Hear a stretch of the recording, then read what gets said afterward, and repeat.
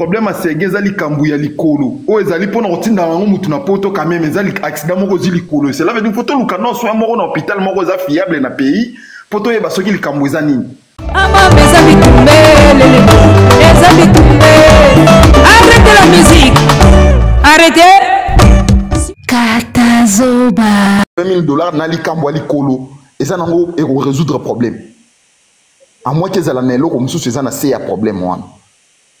Et ça problème il y a moyen que ça li papa va OK na Chine ba sala pardon na Inde ba sala ba opération mutema na Inde na tante ba opérer cœur na Inde. Et ça mon problème kutuki ya mambo ba moyen de ça les ségué to condamner JB problème ba doc to lo ba mais c'est que moi je sais c'est gain azala na 5 ans moko boy même pas 3 ans passés. Ba to za na concert moko soit disant concert o kimisa kanani o kimisa ki musaka.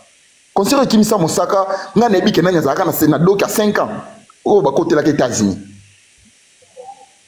Il y a un tobi, les gens ont mamado qui ouais, vous comprenez un peu, c'est gars n'a nebi que c'est gars bougera trop na JB. Si t'as voulu c'est gars manquer mukanda, et c'est ça vous tourner à grave. Pire petit chef d'orchestre, il me t'a remplacé. Bah, où tu vas aux États-Unis, oh Kimisa Kimusaka. Azala qui n'a document na 5 ans. Il y a un lobby, les mamado qui te zaliwa. Bah c'est gars non bah diabétique. Et puis il faut pas trop sanan ba célèbre ba kokaraku ya maladie ba célèbre comme on raisonner ndazala ki ndazaki danger na mettre hôpital papa Dina kanda na pas envie de ton abela ki mba moko ko lobaka makambo oyo ozana maîtrise na BCB je peux vous informer. En dehors de JB Piana, il n'y a aucun artiste à non, il va confirmer la beauté, il faut représenter Misso la preuve. C'est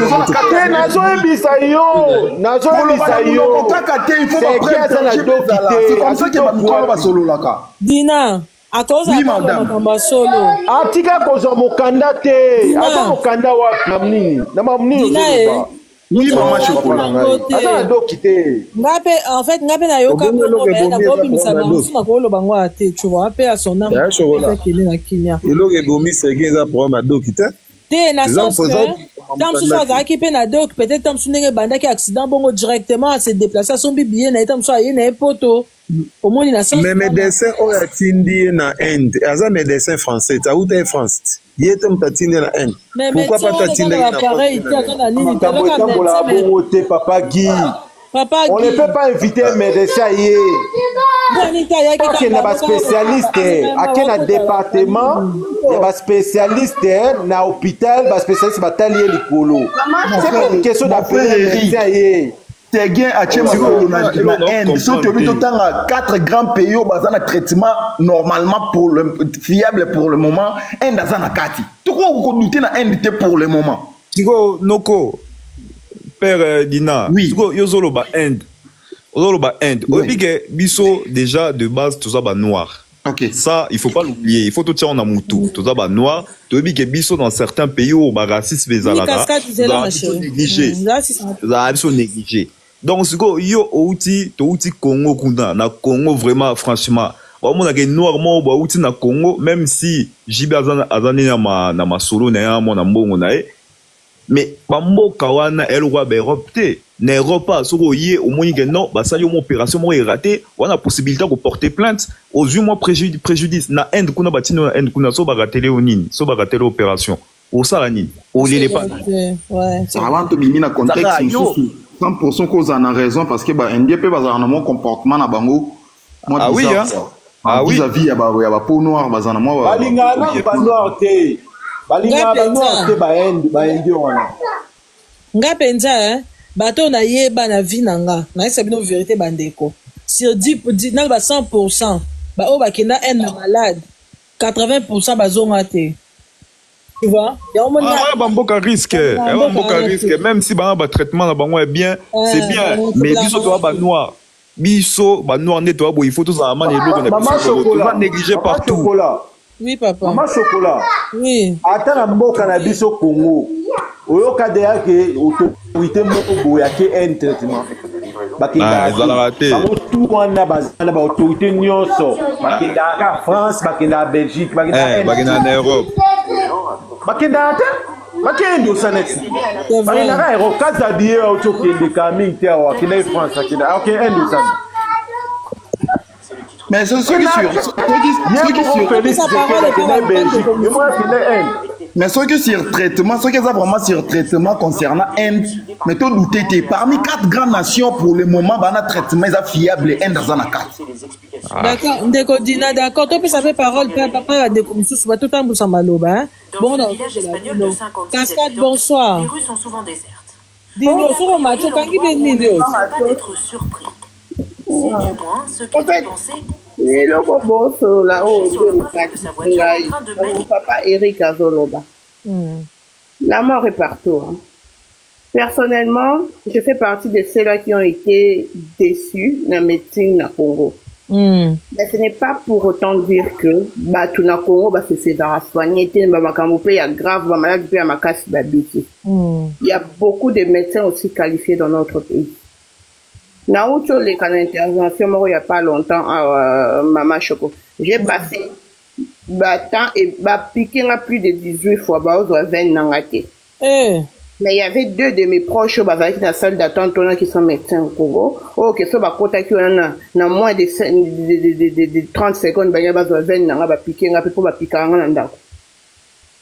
Donc, ce n'est pas parce qu'on est en Europe, forcément. Il y a aussi des hôpitaux en Europe qui commettent des erreurs. J'ai une amie en Europe, à Rokobota, c'était l'école erreur, il y a un médecin, et hôpital de couvrir. Hôpital de couvrir, on va qu'il y a tribunal, qui tue résultat, mon répétateur.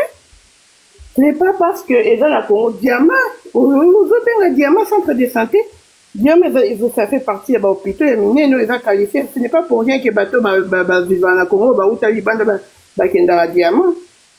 Hôpital monene ya diamant wana ekoki kosala opération ya cœur te mutu jamais akosala opération ya cœur na diamant na Congo eza ba hôpital limité mama na ngai diamant eza lelo nini yango matériel ni diamant aza nango mais quand il y a ces millions diamant eza centre de santé te je suis désolé wana aucune maladie mosusu hôpital je ne pense pas que quand il y a ces millions akufi une intervention ya cœur non que diamant eza centre de santé te eza nini Diamant eza sikonin, eza hôpital de référence te, eza centre de santé.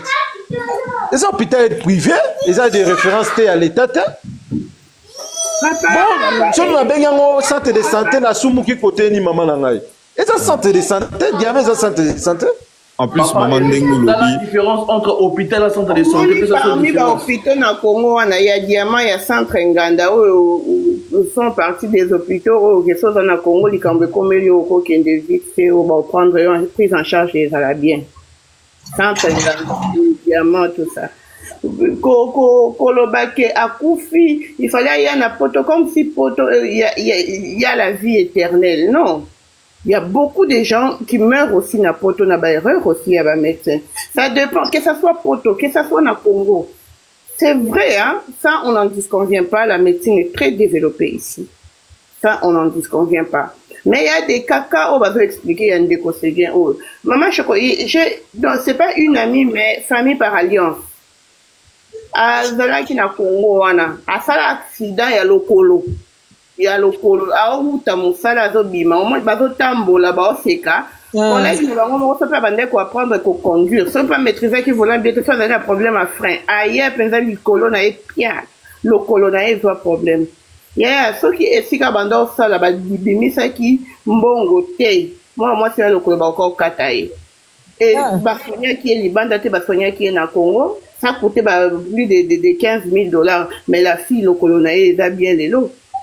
Et c'est vrai que lui est temps vraiment pour que le collège zonga ba kiné mata kita mais il faut que bimaki na poche ya yé moko to ya famille so ba bando s'attendre na poche na to ya famille encore kufa parce que nini situation ya vie na Congo mutu nyonso na mbongo bimise belé bongo d'un côté mais parce que là qui accident ça mène à mon la société et Plena qui est en charge. Je pense qu'on a plutôt tendance à exiger un peu beaucoup des autres. Je ne pense pas que papa Eric Nseka, ça vous avez une société, une entreprise, où tu avais embauché les gens au Congo, où tu n'as pas employeur, non, il y a un problème, où Matisse est poto, qui est des soins médicaux na poto. On a dit, les soins médicaux na poto financés, ça c'est combien? Je ne sais pas, il y a des soins médicaux na poto, Maman Cascade, les $80 000 que JB a BBC a ministre qui na Kinshasa. Oui, mais ça a qui a causé un traitement avec $80 000. Papa. Eric, s'il te plaît, le côté Banabazako, Makele, Leleki. Bande Kobo tapoter live, s'il vous plaît. Vous êtes gentil, vous tapoter live pour tout sécuriser. Maintenant, jamais ça mouki, ça peut rien assez. Donc, on m'attend à 20K, s'il vous plaît, Bande Kobo, vous êtes gentil, vous tapoter. Et ça, bah, entreprise de Bélé, bah, ça, na bani, na, bah, hôpitaux, na Congo, wano, qui mou, soka Bélé, à qui va prendre, bah, combien de personnes, ça, quand d'autres, va bon, ça, on a un peu, bah, moi, mais ça, bon, on peut prendre directement, employeur, na, yo, qui est, bah, qui te se faire soigner les bandes. Non, à ça, travailleur, à ça, employé, à ça, travailleur, bah, faut travailler. Et il faut pas aussi dire que, bah, musicien, bah, bon, c'est bien, qu'on fait, qu'on s'en, bon, non. Après peut kozanga ngo ba musicien mingi depuis to kolia to zaki bana mikende to banda mona ba musicien que waouh impressionnant Mathieu depuis to kolia to comprendre que musique est un peu ce qui grave fait modèle unité déjà ba leader de ba na mbongo ba musicien te et ce qui déjà le président au l'orchestre apprenant qu'un charge c'est déjà à féliciter.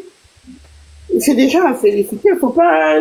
Donc, à chaque fois que mon robé dans l'orchestre ou dans une société, il faut te condamner qu'il va me mailler la peau. Et puis, maman, s'il faut ajouter quelque chose dans ma mbozolo, bah, problème à c'est que les kambouya li kolo. Oh, ils allaient pour nous retirer dans la na poto quand même, ils allaient accident moko li kolo. C'est là, mais il faut que nous canon soit mort en hôpital, moko fiable dans le pays. Pour toi, il va ce qu'il kambouya ni. Première opération, ce qu'ils ont qui raté. Il y a une solution pour nous carotiner, ils ont été négligents qui ou comment? Après tout. Merci papa. Papa nani dina to sa parole et pan de konabiso Dias na matcha lobite. Ndeko Dias bonsoir. Merci maman Chocolat Kitty nanga franchement c'est papa Eric Nda tira qui vraiment attention nanga faut pas trop demander aux autres ce que nous-mêmes Ndeko Dias azate hein. D'accord Cascade merci ma chérie. Ndeko Dias azate Ndeko Thomas. Oui, bonjour. Bonsoir, maman Choco. Bonsoir. Bon, on a le bilan, papa m'a dit que non, ce qu'il y a Europe, et ça n'a pas faux débat, maman. Au moins, on a pu savoir un exemple. Hein? Tu sais que la médecine est mieux développée dans l'Inde qu'en France, actuellement. La médecine est plus avancée en Inde que en France. Bah, aux États-Unis, qui s'est belé tout ça là, et où t'as Inde. Ma grande usine pharmaceutique qui monte dans les lots, ils ont en Inde. Donc c'est un faux débat, il y a Kolobakeno, soit qu'il y a Kaputo, ou bien c'est parce qu'il y a Zanoir, il y a des cas comme ça qui arrivent. C'est un faux débat. C'est un faux débat. Je pense que Bisso Congolais, il faut comprendre que lui est à la cas. Quand c'est ton jour, c'est ton jour. Les athées ou non, parce que ceux qui vont me Europe, ceux qui vont me non. Ceux qui vont médecin, ceux qui état naïe simba qui té, tout ce que les médecins pouvaient faire et simbité. Tout ce qui va débat ou ceux qui vont me Europe, atana mukanda té. Non. Donc c'est un faux débat. Et ça qui m'a colonaïe, c'est triste. C'est triste ce qui est arrivé parce que nous avons à Wingé, Tolingaka. Ndeko Thomas na ina tunu mwa question mona mambolobi.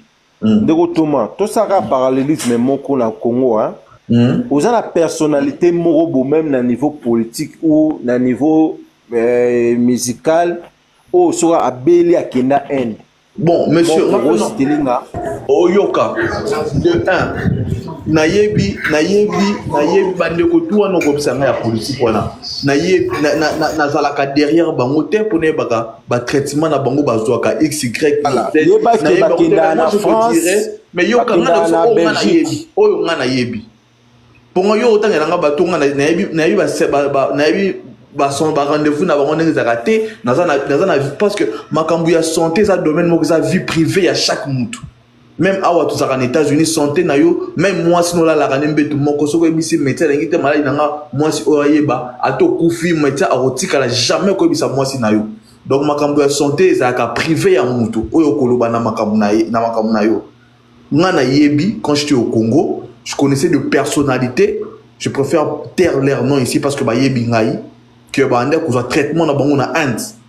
De très grandes personnalités du pays. Je te parle pas mais je te parle de ceux que moi j'ai connus. Bah ande ko sur traitement na bango na Inde et puis j'étais bien traité, bah équipé bien. Donc au bout de temps de la mutu personnalité moko na yebité na yebi vie na yete na que le temps de l'oyo au moins non. C'est pas mon taf, c'est pas ma vie na que le surveille ma vie à battre.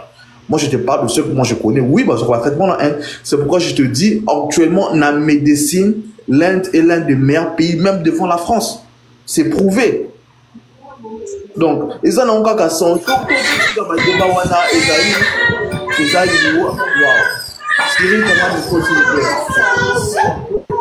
Ils ont encore qu'à Liwa et on sait jamais où ça va te trouver mon frère. Liwa, chaque jour, on vit chaque jour comme le dernier. Il y a un artiste à Yembango, on vit chaque jour comme le dernier. Liwa, ça peut te trouver dans n'importe quelle situation. Et donc, ils ont voté sur la France, la Belgique. Non, moi j'ai déjà aussi des gens ici, aux États-Unis, à Beli, à Koufi.